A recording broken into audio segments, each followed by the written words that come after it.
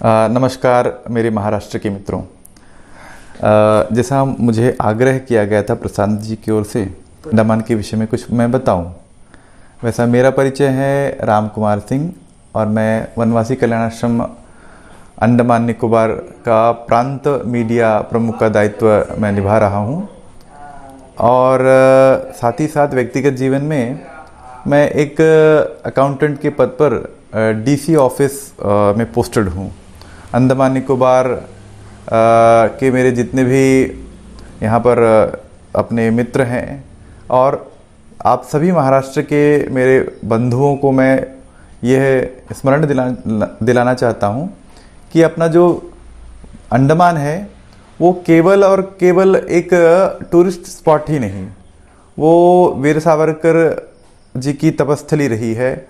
और कई अनेकानेक जो 1857 और उसके बाद भी जो अंग्रेजी सत्ता के विरोध में जिन्होंने क्रांतिकारी ज्वाला को जिन्होंने जलाया, ऐसे सब हुतात्माओं की बलिदान स्थली रही है। हमारे लिए कर्म भूमि, पुण्य भूमि, मातृभूमि भारत के लोगों के लिए ये एक काला पानी के रूप में जाना जाता है।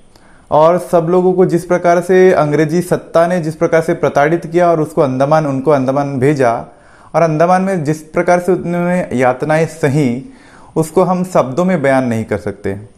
अंडमान में मेरा जो अपना अनुभव है और अपने अनुभव के अनुसार से और मेरे जो अंडमान से जुड़े हुए जितने लोग रहे हैं, जैसा हम जानते हैं कि अंडमान में जो लोग यहाँ के जो प्री-42 कहलाए जाते हैं, ऐसे समुदाय, ऐसे उनको सेटलर्स भी कहा जाता है, उनके मुंह से मैंने कई बार सुना है कि जो यातनाएं सही हैं उनके पूर्वजों ने, क्योंकि उनको कैदी बना करके लाया गया था और कैद में उन्होंने कैदियों के माध्यम से और उनके वंशजों के माध्यम से जो मैंने सुना है कि उनकी जो यातनाएं थी वो बड़ी भयावह थी। एक समय अंडमान रहने लायक स्थिति में नहीं था।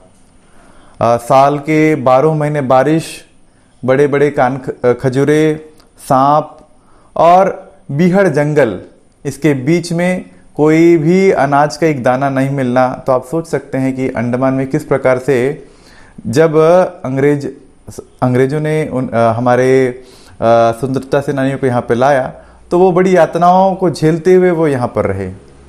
बाद में सेल्युलर जेल बना।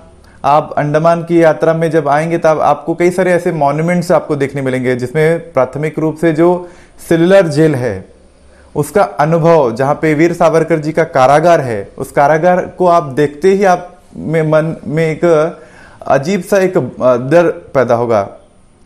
वीर सावरकर जी को दो बार का आजीवन कारावास का उनको जो है दंड मिला था। उसको भी उसको भोगने के लिए भी वो तैयार थे, लेकिन अपनी मातृभूमि का वो स्वतंत्रता चाहते थे। अंडमान केवल देखने के लिए नहीं, अंडमान एक अनुभव का विषय है, एक अनुभूति का विषय है।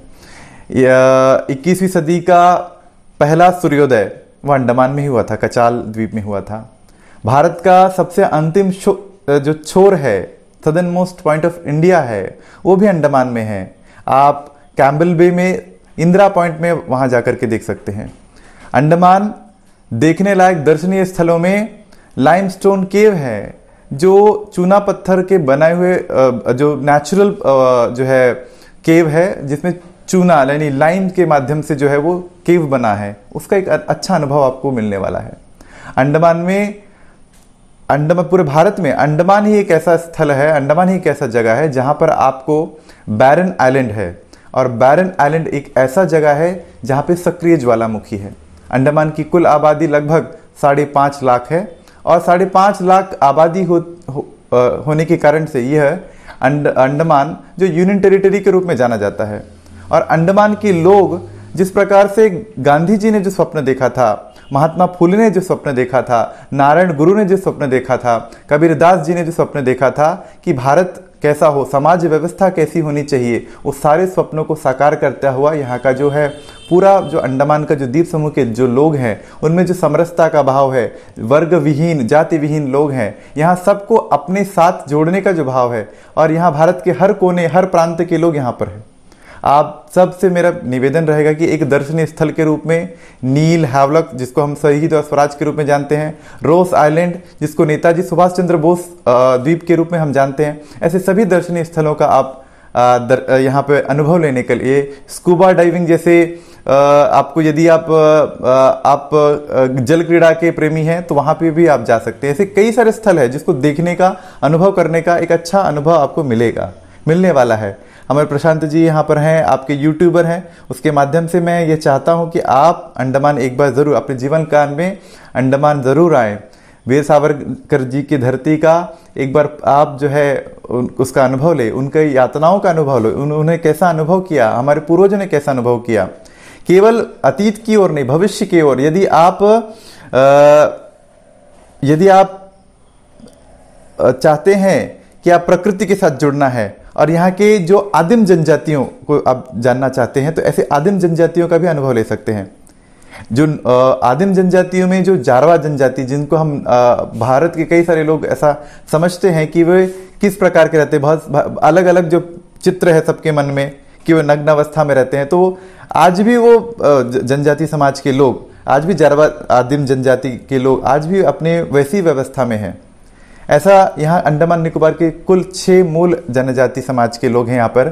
ऐसे 6 जनजाति समूहों में जो जारवा जनजाति है, जिसका उल्लेख हमेशा से बार बार आपके सबके मन में प्रश्न उठता है कि किस प्रकार के जो आदिवासी लोग हैं या वनवासी लोग हैं, जो जनजाति लोग किस प्रकार के रहते हैं, तो आपको यदि उनका अनुभव लेना है तो भी आपको अंडमान आना पड़ेगा।